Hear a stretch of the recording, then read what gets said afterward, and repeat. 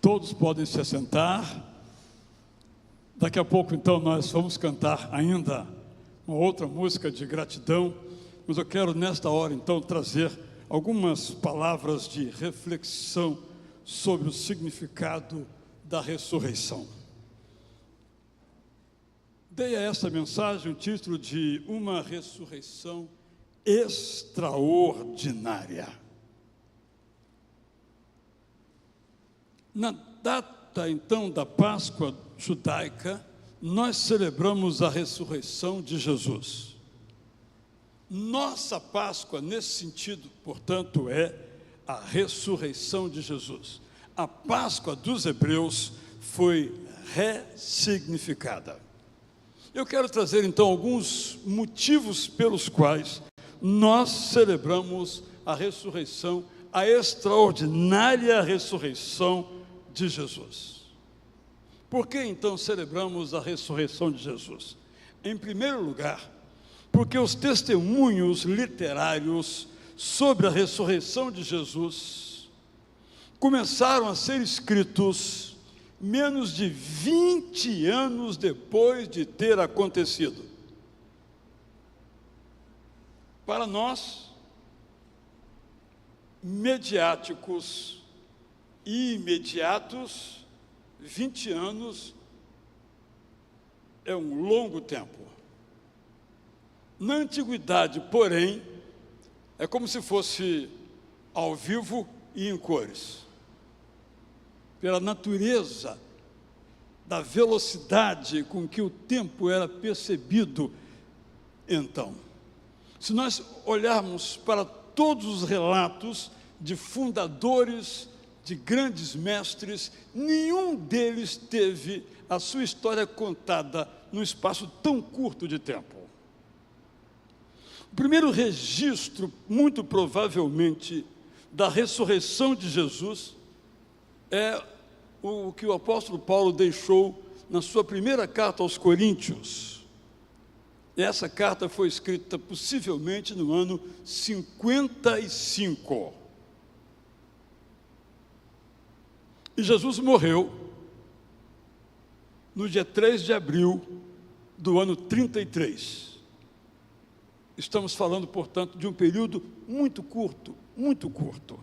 Eu leio, então, esse texto do apóstolo Paulo, 1 Coríntios 15, 3 a 11. Não havia ainda os evangelhos terminados, concluídos. Talvez trechos oralmente circulassem.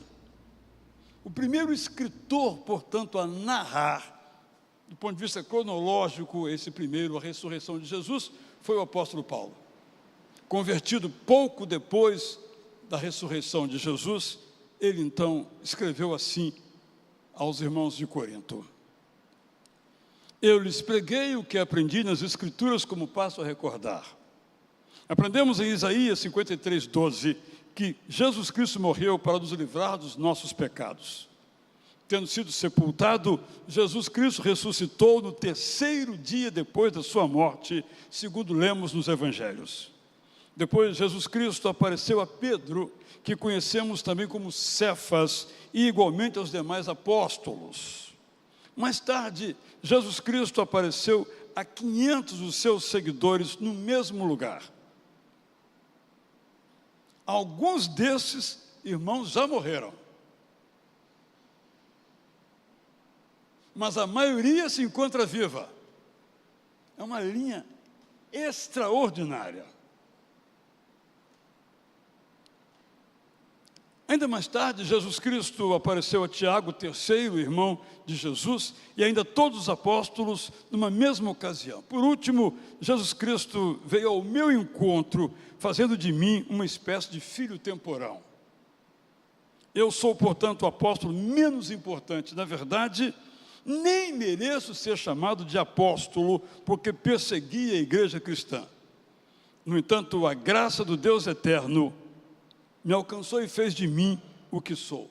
A graça me alcançou e está em ação desde então por intermédio da minha vida. Ao longo desses anos, tenho trabalhado muito mais até do que os demais apóstolos. No entanto, tudo que tenho feito é por causa da graça do Deus eterno que atua por meu intermédio. Nenhum de nós apóstolos tem mérito pelo que faz. O que importa é que nós, eles e eu, pregamos o Evangelho e vocês creram.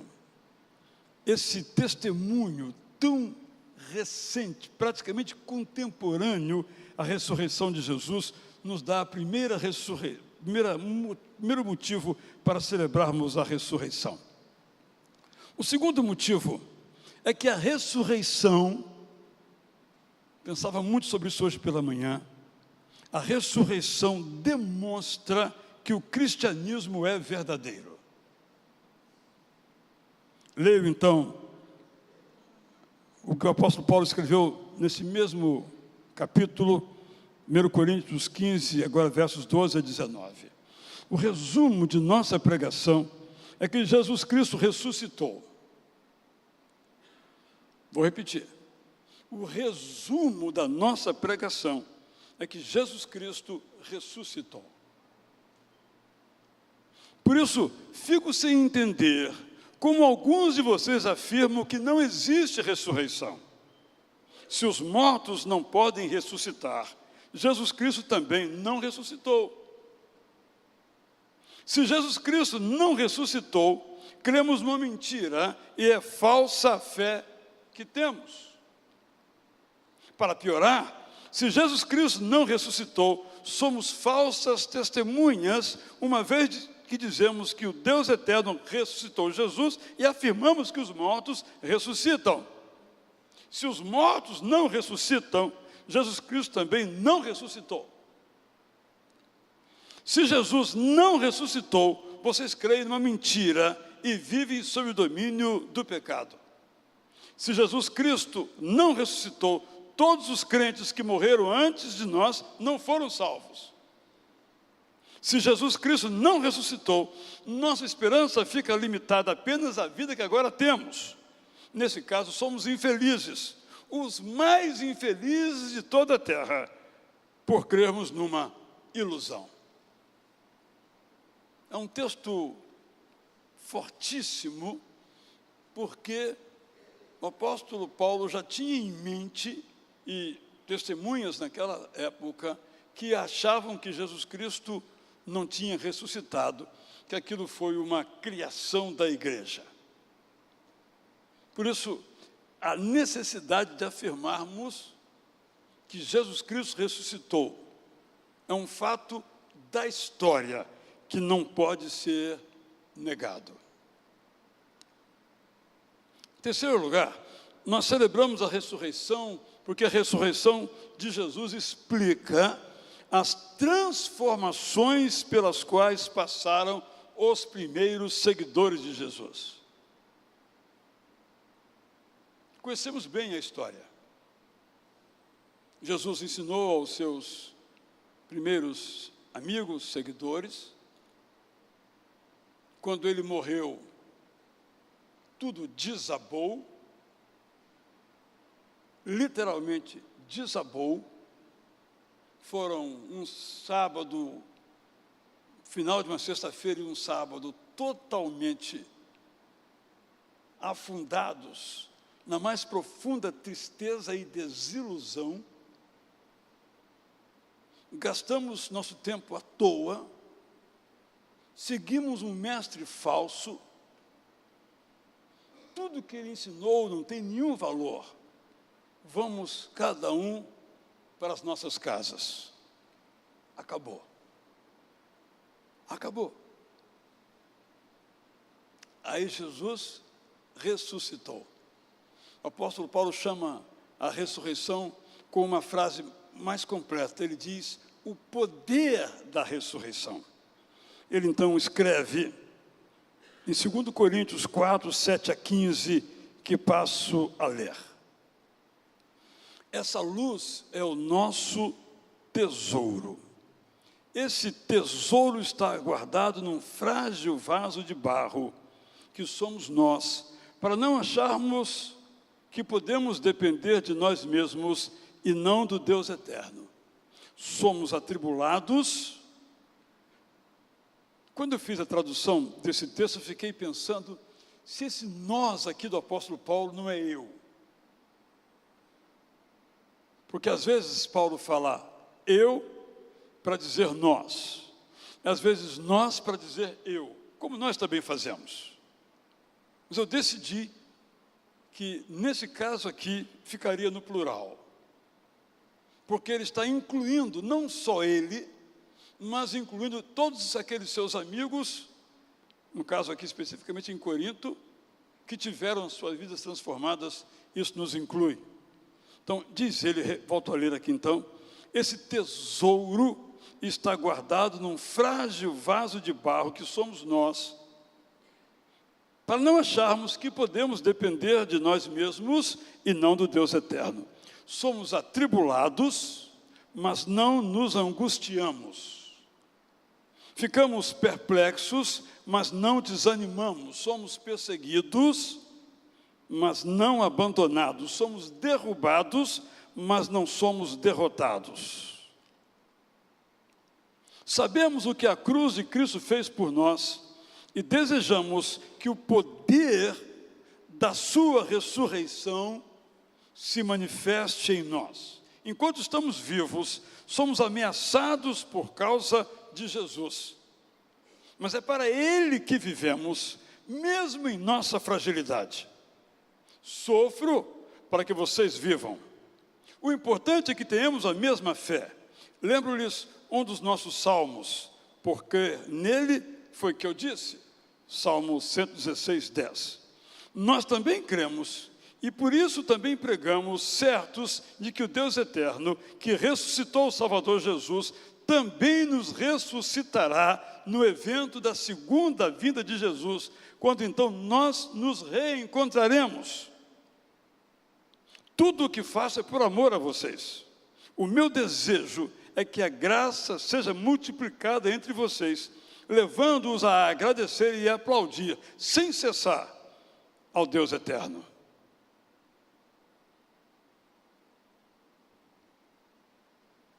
A ressurreição, podemos dizer assim, fundou o cristianismo. Eu estou dizendo isso com alguma insistência, porque nós somos sempre confrontados por aquilo que chamam de razão. De fato, racionalmente, ninguém ressuscita.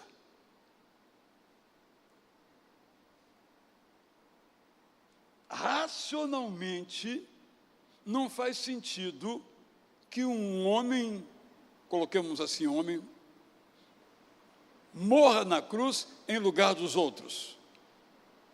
No entanto, a verdade evangélica é que não estamos falando da cruz de Cristo como uma suposição, mas como um fato real. Não estamos falando da ressurreição de Jesus como uma ilusão, mas como um fato real.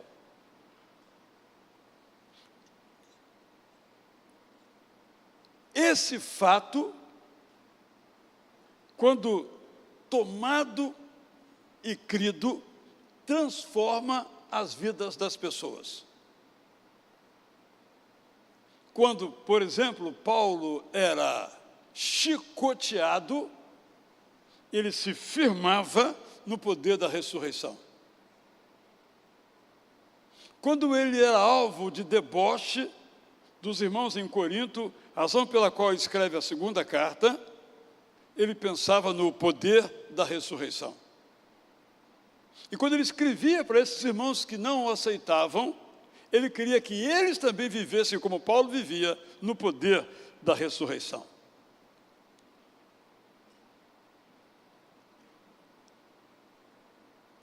Penso, irmãos, que nós temos o privilégio de ser testemunhas, através do relato da palavra de Deus, da extraordinária ressurreição de Jesus. que substitui, portanto, a celebração hebraica da Páscoa. Por alguma razão, não nos cabe nesse instante explaná-la, não se diz comumente entre nós cristãos, feliz ressurreição, mas feliz Páscoa. A Páscoa foi um evento da história dos hebreus. A Páscoa foi um evento durante o qual Jesus foi crucificado e morto. A Páscoa dá, portanto, o quadro em que se escreve a história da ressurreição. A Páscoa é o conjunto de folhas na qual se anota a história da ressurreição. Mas a Páscoa, que nos lembra tudo aquilo que Deus fez e faz, não tem poder. Há poder na ressurreição de Jesus. Há poder quando nós cremos na ressurreição de Jesus, nós então recebemos poder para viver. É o que cantamos agora há pouco. Cantaríamos vivo está se não houvesse ressurreição? Creríamos na vida eterna se não tivesse havido ressurreição? É por isso que a ressurreição é central na vida. É por isso que a ressurreição, para muitas pessoas que nela creram, as suas vidas foram transformadas.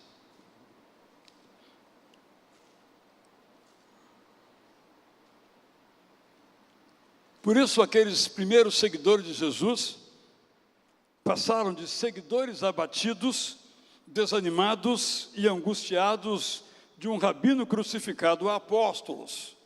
Aqueles que contemplaram o Cristo e que, com base nisso, anunciaram-no como Senhor da vida e o juiz da história.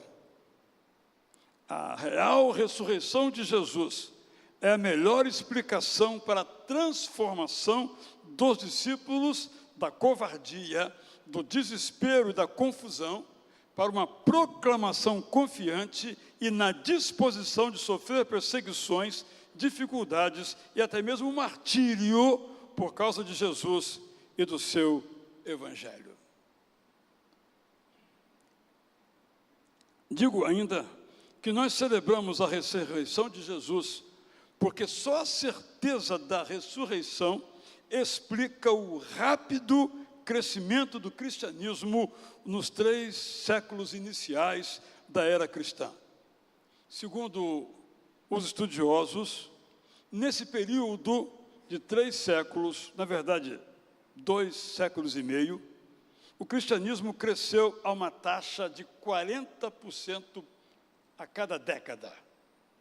Nunca houve um crescimento igual de nenhum tipo de confissão religiosa, nem mesmo do cristianismo, a não ser nesse período.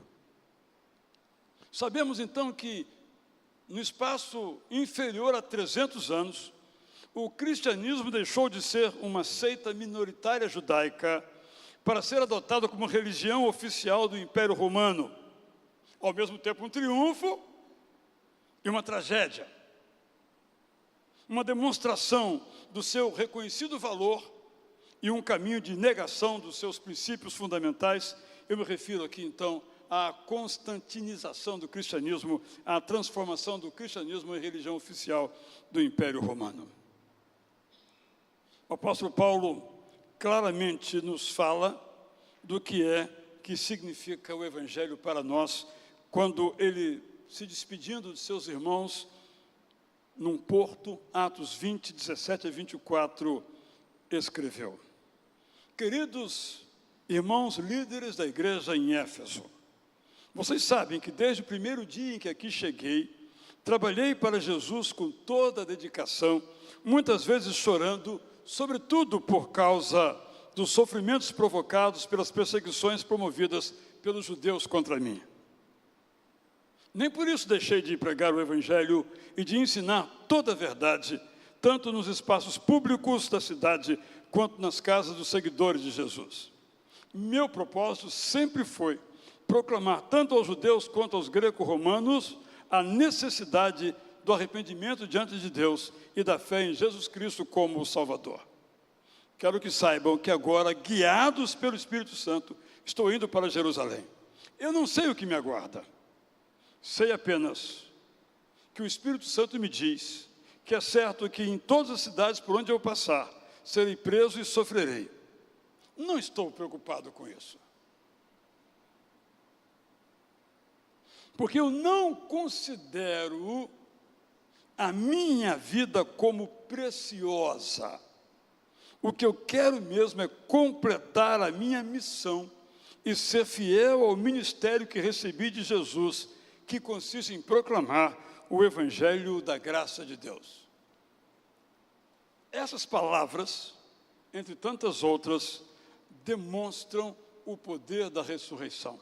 Demonstram o que é que esta ressurreição de Jesus fez na vida do apóstolo Paulo. Eu quero terminar citando Lutero. Ele escreveu um parágrafo que vale a pena a gente nele refletir. O mais elevado de todos os mandamentos de Deus é este: que sempre mantenhamos diante de nossos olhos a imagem do seu querido Filho, nosso Senhor Jesus Cristo. Ele deve ser, diariamente, o espelho perfeito para os nossos corações. Neste espelho vemos o quanto Deus nos ama e como em sua infinita bondade e fidelidade cuidou grandiosamente de nós ao nos dar seu querido Filho.